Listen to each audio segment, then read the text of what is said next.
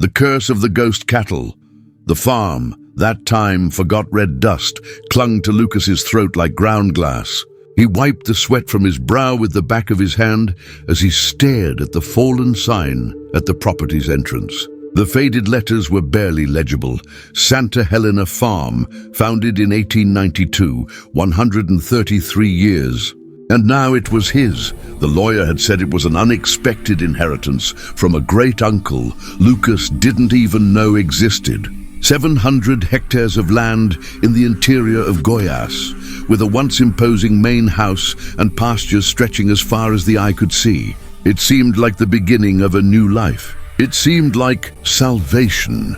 Lucas had no idea that he was about to discover that some inheritances come with debts that money could never pay. The house smelled of mold and neglect. Furniture covered in white sheets seemed like ghosts waiting in silence. Lucas opened the windows, and the afternoon light flooded the rooms, revealing peeling walls and a huge portrait above the fireplace. A man with a bushy mustache and a stern look, dressed in 19th century clothing. Colonel Henrique Vasconcelos, read the golden plaque in the frame. Founder.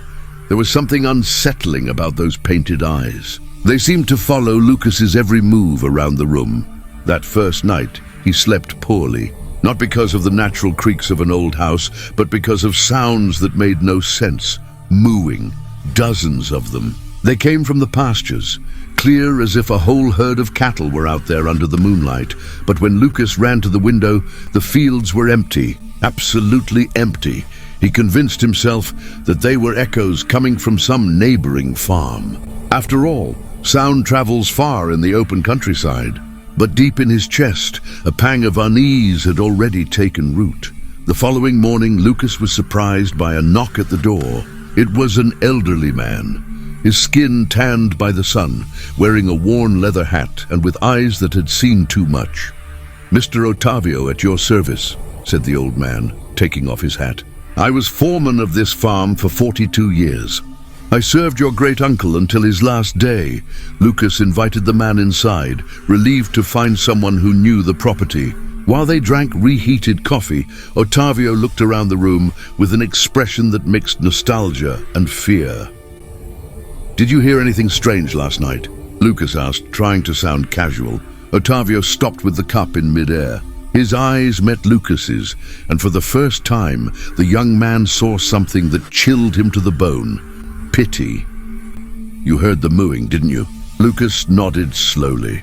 The old man sighed deeply, placing the cup on the table with trembling hands. "So it's already begun. I thought maybe with a new owner, but no. The curse doesn't choose. It only demands its due. Damn it. What are you talking about?" Otavio stood up and walked to the window overlooking the pastures. "This farm was built on blood, young man. Human blood and animal blood. And there are debts that not even death can erase." Otavio told a story that made Lucas's blood run cold. In 1892, Colonel Henrique Vasconcelos arrived in that region with enough ambition to move mountains. He wanted to build the largest cattle ranching empire that central Brazil had ever seen. But there was a problem. The land he coveted belonged to smallholders, families who had lived there for generations. The colonel was not a man to negotiate. On a single November night, he and his henchmen set fire to the squatters' homes. 17 families were evicted. 3 men who resisted were shot dead. Among them was an old healer named Pai Cipriano, who before dying, still with a bullet in his chest, raised his bloodied hands to the sky and uttered a curse. "Your land will drink blood until it dries up. Your cattle will never know peace. And every soul that inherits this curse will pay with their sanity or their life." The colonel laughed. He ordered the bodies buried in a mass grave at the back of the property and began to build his empire. For 3 years, the Santa Helena farm prospered. The cattle multiplied, the harvests were abundant, and money flowed. Then one morning in 1895, the farmhands found the first sign of the curse. 347 head of cattle, dead, all standing, like statues of flesh, their eyes wide with eternal terror. There were no marks of violence, no signs of disease. They simply stopped living all at the same time in the middle of the night. The colonel ordered the animals to be buried and bought more cattle.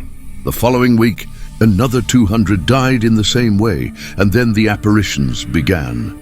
Every new moon night, Otavio continued, his voice almost a whisper, the dead cattle return. They graze in the fields, move as if they were alive. But when you get close, there's nothing. They are just shadows of suffering. And did you see that? Obre Lucas asked, feeling his mouth go dry. I saw it. Everyone who works here sees it sooner or later. Your great uncle saw it. He tried everything. Priest, pastor, healer, even a medium from São Paulo. Nothing worked. The curse is embedded in the earth like a pepper tree root. Otavio turned to Lucas, and there were tears in the old man's eyes. 7 foremen before me tried to manage this farm. 2 went mad.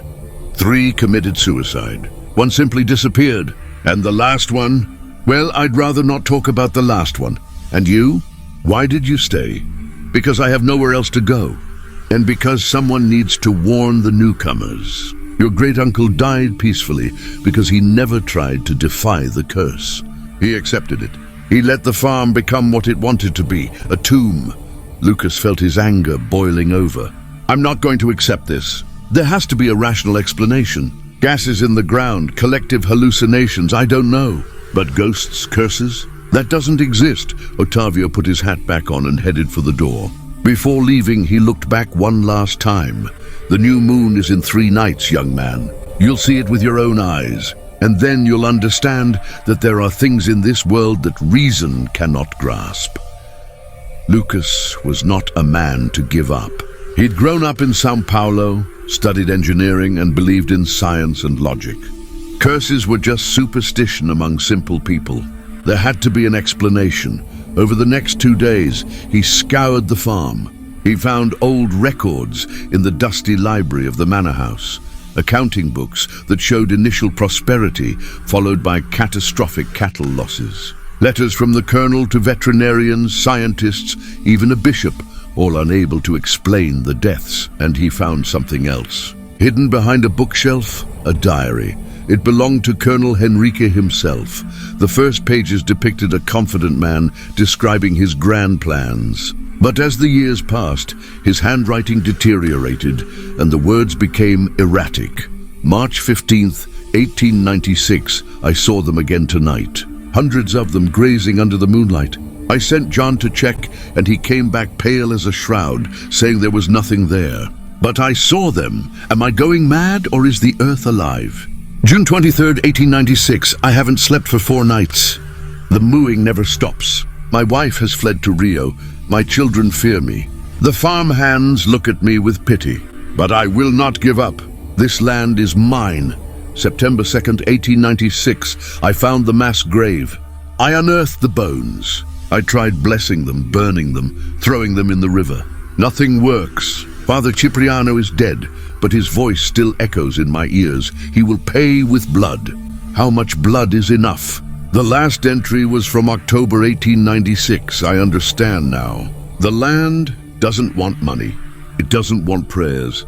It wants what I took from it. It wants every life back. Tonight I'm going to the grave. If I don't come back, burn this damned farm down to nothing but ashes.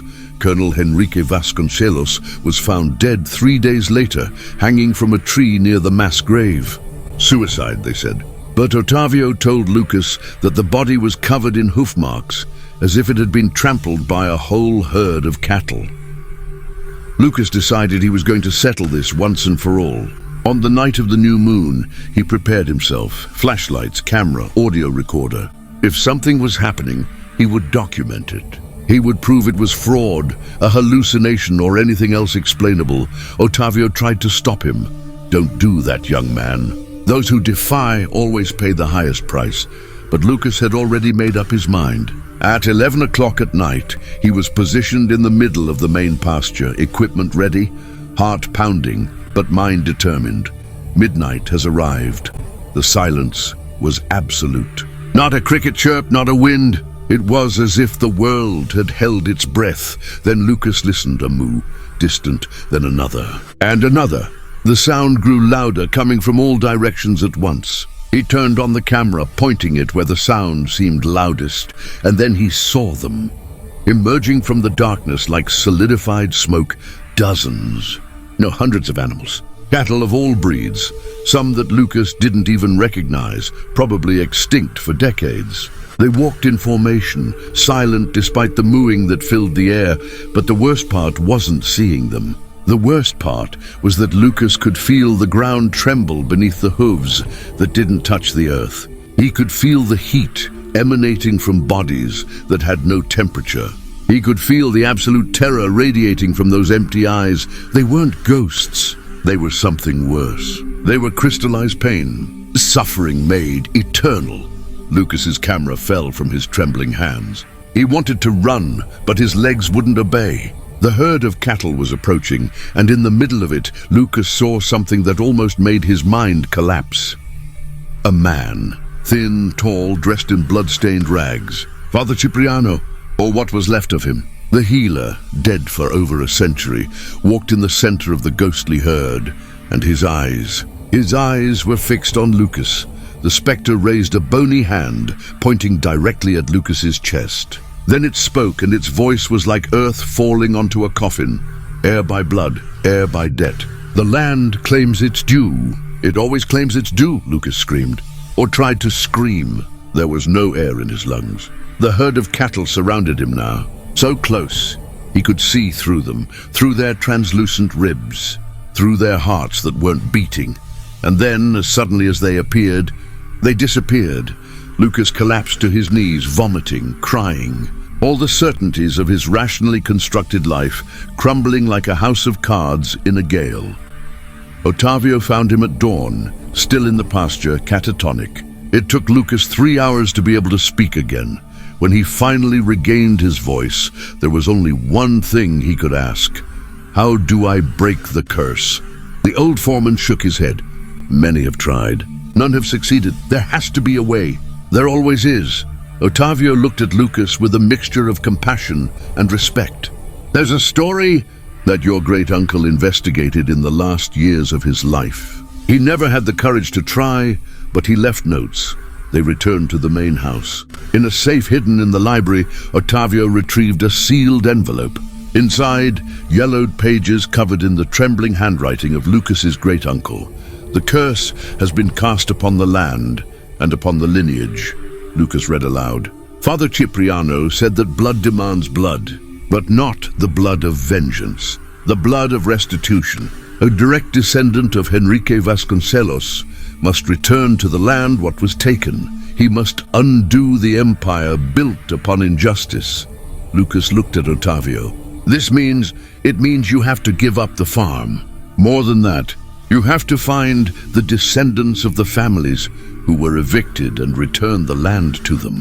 All of it, without keeping anything. That was asking too much. Lucas had arrived there with nothing, hoping for this inheritance to rebuild his life. And now they were saying he simply had to give it all away.